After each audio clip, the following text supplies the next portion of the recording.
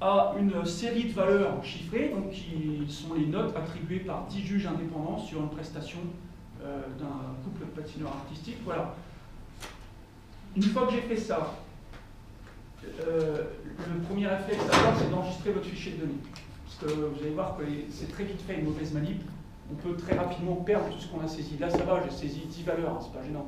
Quand vous faites des saisies de données sur des fichiers plus volumineux, avec, je sais pas moi, 20 ou 35 ou 30 ou 40 variables sur 40 sujets, ça fait 1600 valeurs. Donc si vous perdez 1600 valeurs, c'est autre chose.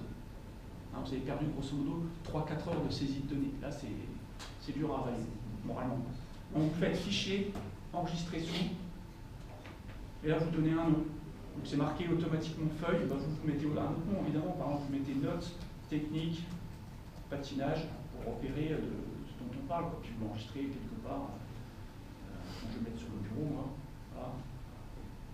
Enregistrer. Là c'est bon. Vous êtes sûr que vous retrouverez vos données.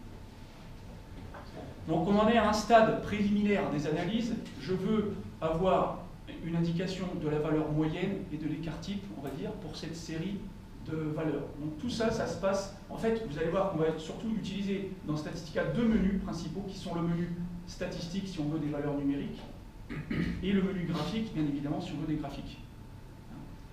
Donc là, vous êtes bien d'accord, je veux la moyenne d'écart type pour cette série de valeurs, donc je l'ai dans Statistique. Quand on ouvre Statistique, il y a plein de possibilités. Hein. C'est vrai que c'est un logiciel assez complet, Statistica. On va se servir grosso modo de à peine un tiers des fonctions qui nous sont proposées. Bon, les statistiques de base, comme le calcul d'une moyenne, d'une médiane, d'un écart type, ça fait partie d'un menu qu'on appelle statistique élémentaire, le premier. Donc je vais aller dedans.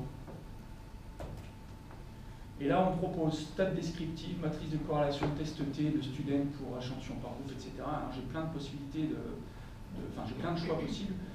Moyenne et écart type, ce sont des indicateurs descriptifs, ça indique la tendance centrale et la dispersion. Donc on dit que ce sont des statistiques descriptives. C'est donc dans le premier menu, stat descriptive. J'ai cette fenêtre. Alors, Statistica, c'est un logiciel assez convivial parce qu'en fait, on nous demande de sélectionner la variable qu'on veut étudier ou les variables qu'on veut étudier. Ici, toujours, à chaque fois que vous ferez une procédure, que ce soit stat descriptive ou autre, il faudra que vous sélectionniez vos variables en premier lieu. C'est ce qu'il faut faire en premier. Donc vous allez dedans. Bon, là, il n'y a pas le choix, j'en ai qu'une, donc c'est facile, hein, je la sélectionne. Voilà. Une fois qu'elle est sélectionnée, maintenant, je regarde ce qu'on me propose. On va me donner ici, c'est caché, le nombre de personnes. Bon, je m'en fous, je sais qu'il y en a 10. Ça ne sert à rien que je le demande, donc je vais le décocher, ça. Le pourcentage d'observation valide, c'est-à-dire le nombre de personnes pour qui vous avez des valeurs rentrées, parce qu'il y a parfois des personnes pour qui vous n'avez pas de valeur. Donc, autrement dit, ils ne seront pas considérés comme des observations valides. Je m'en fous aussi de le savoir, le pourcentage. Ici, j'ai 10 valeurs, enfin 10 personnes, je sais que j'ai vu que j'ai une valeur par personne, c'est bon. Après, la moyenne, oui, ça, je vais le laisser cocher, je veux la moyenne. La somme, on s'en fout. La médiane, pourquoi pas, je vais le prendre. Le mode, on s'en fout. Moyenne géométrique harmonique, c'est pareil. Voilà. L'écart type, oui, je le veux. L'intervalle de confiance, je ne le veux pas. Le coefficient de variation, pourquoi pas, je vais le prendre.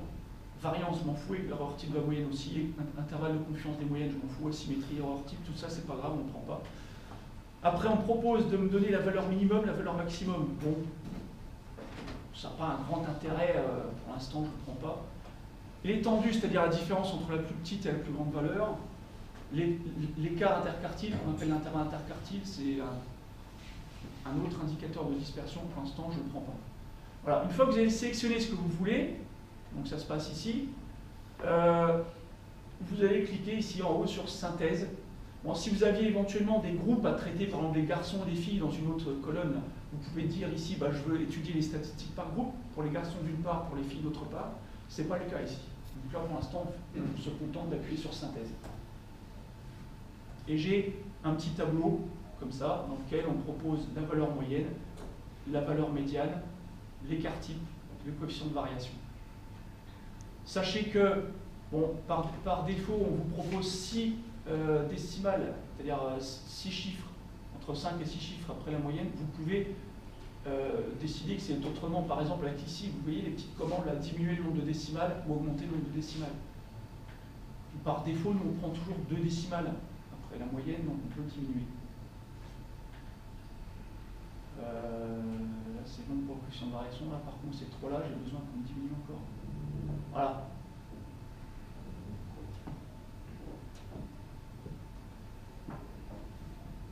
C'est tout ce qu'il faut savoir pour l'instant. Ça va, vous pouvez arrêter la vidéo. Combien de colonnes? Deux, c'est ça, une pour le sexe, une pour le QI. Et 12 lignes, très bien. Donc fichier nouveau.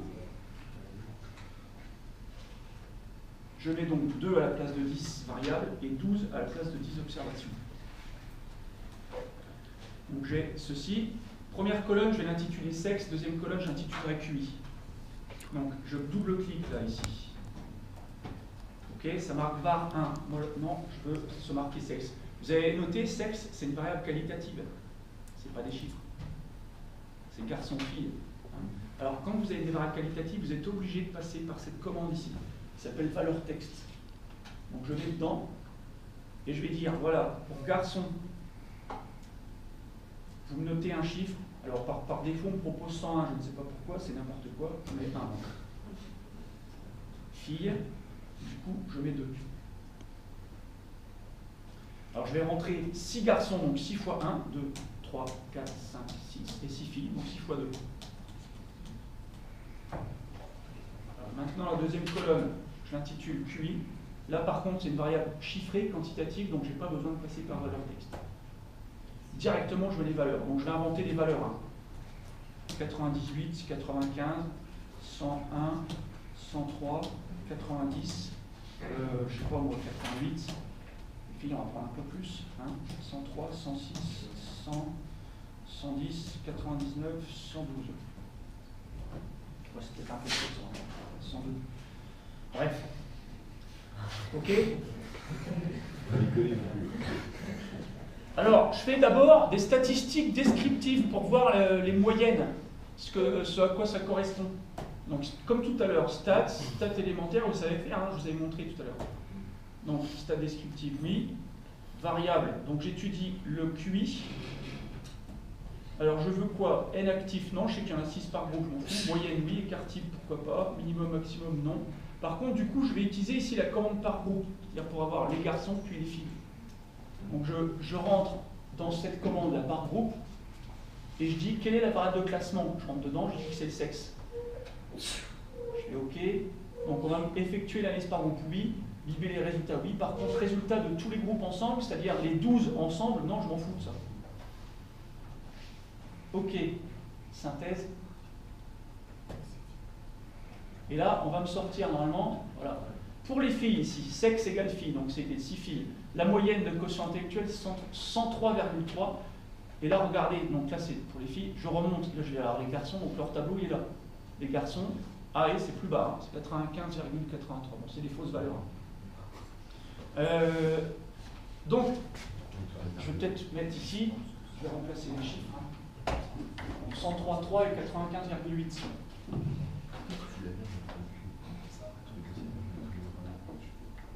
Bon, malgré tout, on constate que 8 points ou 7 points, sur une échelle de 100, c'est vrai que c'est peu, même plus 160. Bon, alors, est-ce que la différence est significative? Donc, pour le savoir, je vais mener un T de student. Donc, vous regardez maintenant comment je fais le T student. Je vais dans le menu statistique. Je vais toujours en statistique élémentaire. On me demande si c'est une poursuite d'analyse, une nouvelle analyse. C'est une nouvelle analyse.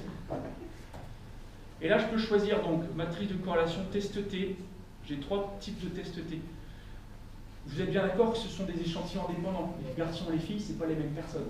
Ce n'est pas comme si j'avais fait une mesure de quotient intellectuel aujourd'hui pour tous les garçons, puis dans 8 jours pour tous les garçons. Là, je vais un groupe à Paris et c'était les mêmes personnes.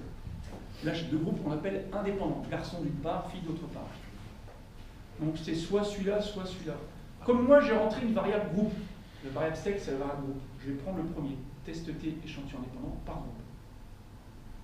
Donc, je vais là-dedans. Donc là, c'est comme tout à l'heure, j'ai une commande que je dois renseigner tout de suite, c'est quelles sont mes variables.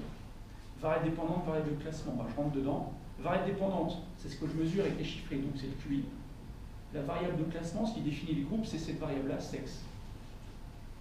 Donc je mets QI dans la première liste, la variable dépendante, et sexe dans la liste, variable de classement. Je fais OK.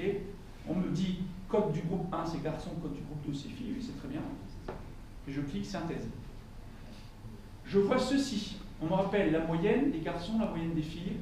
On me donne la valeur de T et la valeur de P.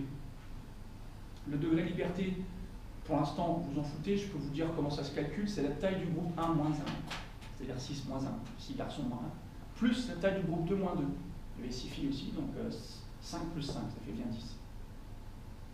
Et là, surtout, c'est ça moi, qui est important, c'est la valeur de P. 0,03 si j'arrondis. Eh bien, ça y est, c'est fini. D'ailleurs, vous pouvez arrêter de filmer. Procédure pour faire une ANOVA à un facteur. Ça commence dans le menu statistique. Je vais ici dans le menu qui s'appelle ANOVA, le troisième. Voilà, je me retrouve avec ce tableau. Donc on me demande ANOVA un facteur, ANOVA effets principaux, factoriel, mesure répétée. Par défaut, c'est mis ANOVA factoriel, excusez-moi. Bien sûr, je ne prends pas ça. Vu que je vous fais un cours sur l'ANOVA un facteur, on va prendre ANOVA à un facteur. Donc je sélectionne OK, ça je veux. Méthode de spécification, je laisse telle quelle. Je prends OK. Maintenant, comme pour tout à l'heure, il faut que j'aille dans le menu variable pour choisir quelle est la variable dépendante, c'est-à-dire celle qui est chiffrée. Et ensuite, quelle est la variable qui va me servir à faire les groupes, autrement dit, ce qu'on appelle ici le facteur catégoriel. Donc je rentre là-dedans. Et je dis la variable chiffrée, donc la variable dépendante, c'est la performance au poids. Et ce qui m'a servi à faire les groupes, ce qu'on appelle le prédicteur catégoriel ou le facteur, c'est ça. C'est la dose de caféine qui m'a défini 3 groupes. Je fais OK. Ce n'est pas la peine d'aller dans le code facteur. Par défaut, il va tous les prendre. Donc 0 mg, 10 mg, 30 mg. Et je fais ici OK. Et là, j'ai cette fenêtre un petit peu complexe. Donc pour avoir le résultat de l'analyse de variance, il faut aller soit dans taille des effets, soit dans tous les effets, l'un ou l'autre. Donc je vais prendre tous les effets.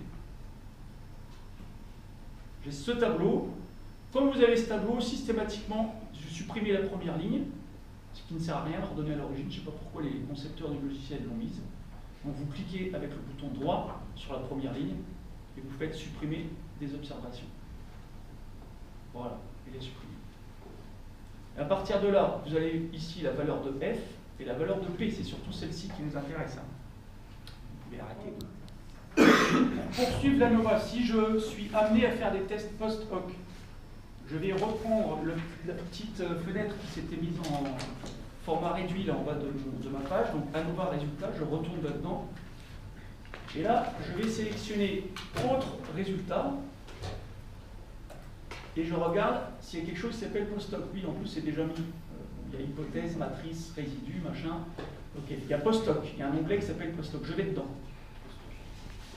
Et là, on me propose, donc le début, ça va. Bon, est-ce que vous voulez tester l'effet de la dose de caféine? Oui, c'est bien ça. Sur la performance au poids, oui, c'est bien ça. Ça, vous laissez par défaut. De toute façon, c'est bon. Et là, vous avez le choix entre plein de tests. Il y en a au moins une dizaine. Alors, vous allez me dire, mais comment on fait, monsieur Leblanc, pour choisir? Bon. Il n'y a pas de règle établie. Donc là, ce que je vous dis, ça n'engage que moi.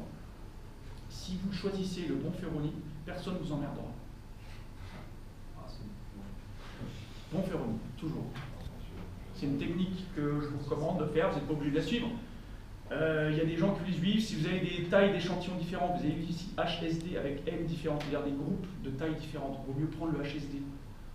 Honnêtement, les résultats ne sont pas très différents avec le bon Ferroni. Et donc le bon Ferroni est entre guillemets un test post-hoc qui passe partout.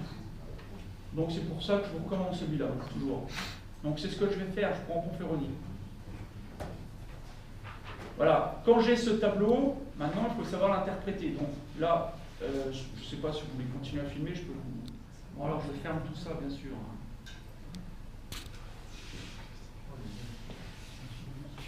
Je vais choisir le fichier correspondant, c'est celui-là. Voilà, donc comment je fais un histogramme des notes de psychologie sur ces 35 étudiants? Pour l'instant, je ne tiens pas compte de leur sexe. Après, je ferai une différence peut-être entre la distribution des scores chez les garçons et chez les filles. Donc, vu que c'est un graphique, je vais dans le menu graphique, hein, ça paraît logique. Voilà, et le premier qu'on me propose justement, c'est un histogramme, donc ça tombe bien. Je rentre dedans. C'est le même principe que pour les analyses numériques. Il faut d'abord que je sélectionne les variables que je veux étudier. Donc je vais dans variables. C'est très simple ici. Ce que je veux étudier, c'est la distribution de la note de psychologie. Donc je prends cette variable.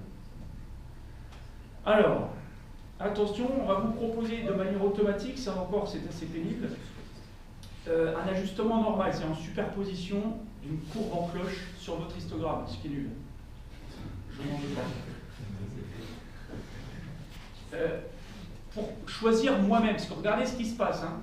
C'est surtout, il ne faut pas faire ça. Si vous cliquez bêtement, ok, d'ailleurs je laisse ça, voilà ce que vous avez.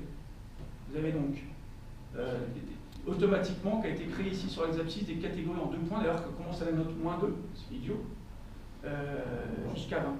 Et vous avez superposition la voie normale. Donc je vous ai dit, c'est surtout pas ça qu'il faut faire, donc vous fermez, c'est pas grave, et vous allez paramétrer ce que vous voulez. Donc déjà vous retirez l'ajustement normal, et vous allez ensuite dans l'onglet Avancer.